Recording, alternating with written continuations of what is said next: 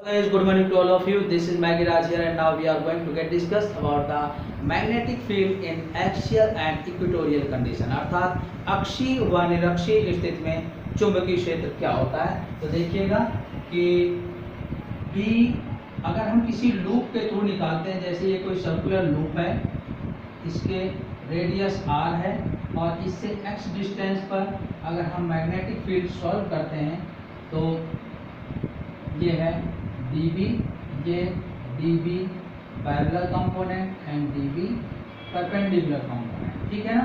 तो इस तरीके से मैग्नेटिक फील्ड जब इसमें सॉल्व करते हैं तो ये x डिस्टेंस है, तो ये हो जाएगी r² प्लस x², और इस लूप में I करंट है, तो B equals to mu naught I r² और m/2 r² plus x² power 3/2। इस तरीके से ये मैग्नेटिक फील्ड की वैल्यू आ जाती है। यानी यहाँ पर ध्यान रखिएगा, जितने भी नंबर ऑफ टर्न्स होंगे, अगर नंबर ऑफ टर्न्स की वैल्यू 1 है तो 1 लिख दीजिएगा और n है तो n लिख दीजिएगा। तो अब हम जब एक्सिस में निकालते हैं तो जैसे ये ns है और इससे एक्सिस पर r डिस्टेंस पर निकालेंगे तो मैग्नेटिक फील्ड एक्सिस में हो जाएगा म्यू नॉट अपॉन 4 पाई 2m/r³। m मैग्नेटिक मोमेंट है, अभी हम इसको डिस्कस भी कर लेंगे। और ये n s और r डिस्टेंस पर y एक्सिस में निकालेंगे b इक्वेटोरियल कंडीशन यानी निरक्ष में, तो ये आ जाएगा, ये वाला अक्ष में था म्यू नॉट अपॉन 4 पाई m/r³, ठीक है ना। तो अक्षीय और निरक्षीय दोनों स्थितियों में ये आ जाएगा, ठीक है। और यहाँ पर मैग्नेटिक मोमेंट चुंबकीय आघूर्ण देखें तो इसकी वैल्यू होती है m इक्वल्स टू NIA, यानी धारा और क्षेत्रफल के गुणनफल को चुंबकीय आघूर्ण कहते हैं। The product of current and cross sectional area is called magnetic moment. Ampere metre square इसका यूनिट होता है, मात्रक, और इसकी विमा होती है AL²। एंड ये सदिश राशि है, कैसी राशि है? वेक्टर क्वांटिटी, सदिश राशि। और इसको कहीं कहीं पर म्यू से भी डिनोट कर देंगे, म्यू L से, ध्यान दीजिएगा। ये अब हम इस कॉइल के लिए करते हैं, वृत्ताकार कुंडली है, तो यहाँ पर अगर हम इसके केंद्र पर निकालें O पर, तो BO के लिए x की वैल्यू क्या हो जाएगी? 0। तो म्यू नॉट I r² और मान लेते हैं कि n की वैल्यू 1 है तो अपॉन 2r³ आ जाएगा। तो ये आ जाएगा B equals to mu naught I upon 2r।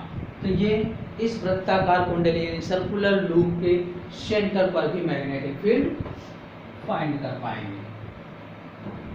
ये अब हम डिस्कस कर रहे हैं कि बलयुग्म कितना होता है चुंबकीय क्षेत्र में, ठीक है ना।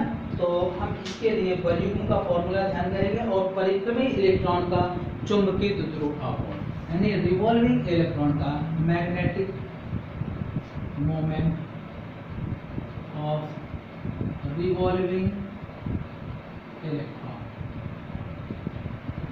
परिक्रमी इलेक्ट्रॉन का चुंबकीय आघूर्ण। तो मान लेते हैं कि कोई एटम था जिसमें इलेक्ट्रॉन इस तरीके से रिवॉल्व कर रहा था r रेडियस में, तो ये क्या हो जाएगा? I इक्वल्स टू Q/T होता है, और T की वैल्यू क्या होगी? 2πr/v, ये हो जाएगा। तो I इक्वल्स टू E/2πr/v हो जाएगा। और मैग्नेटिक मोमेंट होता है I into A, it means I πr²। तो I की वैल्यू रख दीजिएगा mu L EV/2πr into πr², तो पाई से पाई और r² से EVr/2 आ जाएगा। देखिएगा, अब यहाँ पर हम इसका फॉर्मूला बनाएंगे, म्यू इक्वल्स टू EVr/2। अगर हम इलेक्ट्रॉन के मास से मल्टीप्लाई कर दें और डिवाइड कर दें तो म्यू L आ जाएगा mvr ई, और ई निगेटिव होता है, ध्यान रखिएगा। तो आप लिख सकते हैं माइनस ऐसे अपॉन 2m। तो ये हो जाएगा L equal to m v r, कोणीय संवेग होता है इलेक्ट्रॉन का या फोटोन का। तो mu l into l minus e upon 2m e. तो mu l upon capital l equal to minus e upon 2m e, और ये मैग्नीट्यूड वैल्यू है। यहाँ इलेक्ट्रॉन की वैल्यू और मास ऑफ इलेक्ट्रॉन दोनों पुट कर देंगे, तो ये आ जाएगा 8.8 इंटू 10 कूलाम पर kg, और इसको बोलते हैं घूर्ण चुंबकीय अनुपात। ठीक है ना। Mu l by capital l equal to e by 2m e, और इसकी वैल्यू होती है 8.8 इंटू 10 कूलाम पर kg। अब देखिएगा इसी फॉर्मूले को अगर हम आगे और बढ़ा दें तो ये होता है NH अपॉन 2 पाई। तो mu L equal to NH upon 2 pi into 2m e into ई।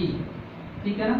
हम इसकी मैग्नीट्यूड वैल्यू ले रहे हैं, तो अब इसकी वैल्यू जो होगी ये म्यू मिनिमम निकालेंगे, म्यू एल मिनिमम। तो n की वैल्यू क्या होनी चाहिए, सबसे कम इसी के लिए होगी 1he अपॉन 4 पाई me। और जब इसको हम रखेंगे, इसको बोलते हैं बोर मैग्नेट्रॉन। ठीक है ना। और इसकी वैल्यू आती है 9.27 इंटू 10⁻⁻24 एम्पियर मीटर स्क्वायर। ये आ जाएगी म्यू एल मिनिमम। ठीक है ना, ये आएगी। और इसको बोलते हैं क्या, बोर मैग्नेट्रॉन। ठीक है ना, बोर मैग्नेट्रॉन।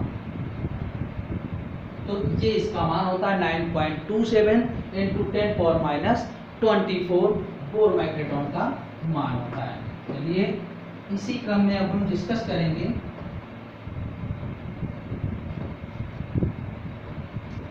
चल कुंडल धारामापी, moving coil galvanometer. Moving coil galvanometer MCG, चल कुंडल धारामापी। ठीक है ना। तो चल कुंडल धारामापी में क्या होता है कि ये दो प्रबल चुंबकीय ध्रुव होते हैं, इनके बीच में कोई वृत्ताकार कुंडली इस तरीके से ये होती है, जिसके कारण ये रेडियल चुंबकीय क्षेत्र होता है।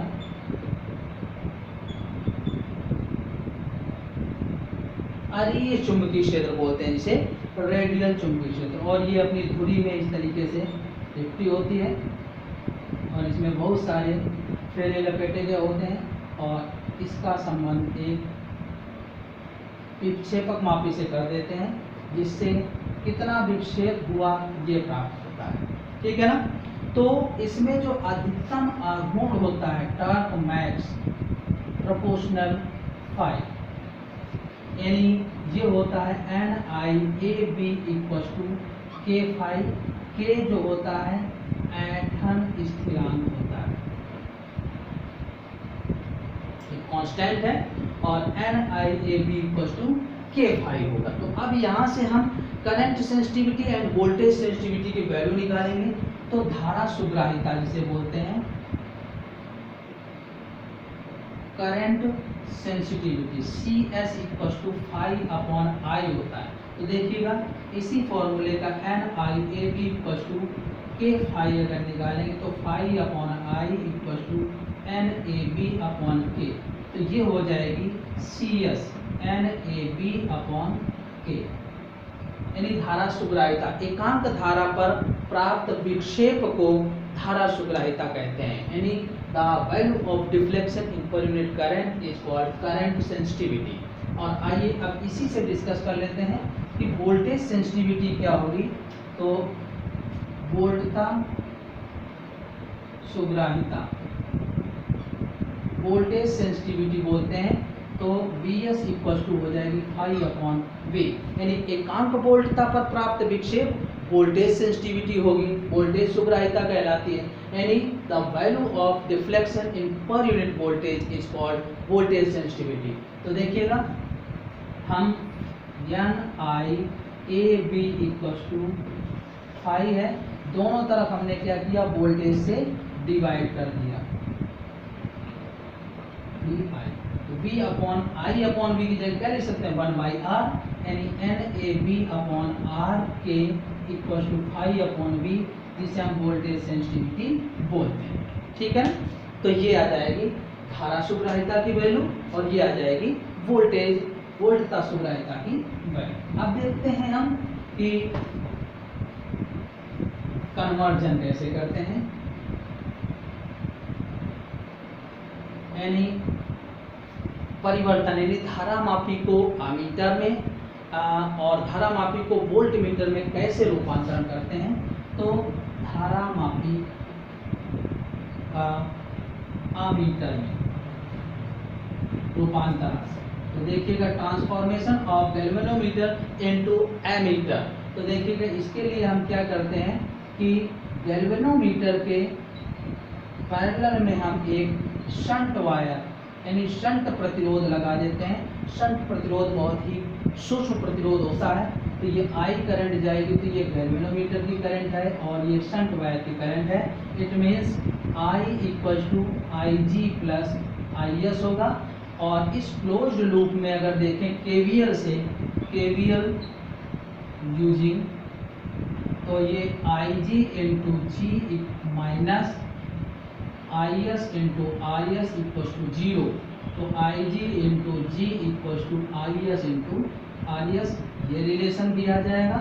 और दूसरी चीज़ ध्यान दीजिएगा कि G एंड RS पैरेलल हैं, तो R इक्विवेलेंट हो जाएगा G RS upon G plus RS। और ये रिलेशन से I की वैल्यू IG या IS आप सॉल्व कर सकते हैं। तो गैल्वेनोमीटर को एमीटर में कन्वर्जन के लिए यहाँ शंट तार यानी सूक्ष्म प्रतिरोध या नगण्य प्रतिरोध का तार धारा मापी के समांतर क्रम में जोड़ दिया जाता है।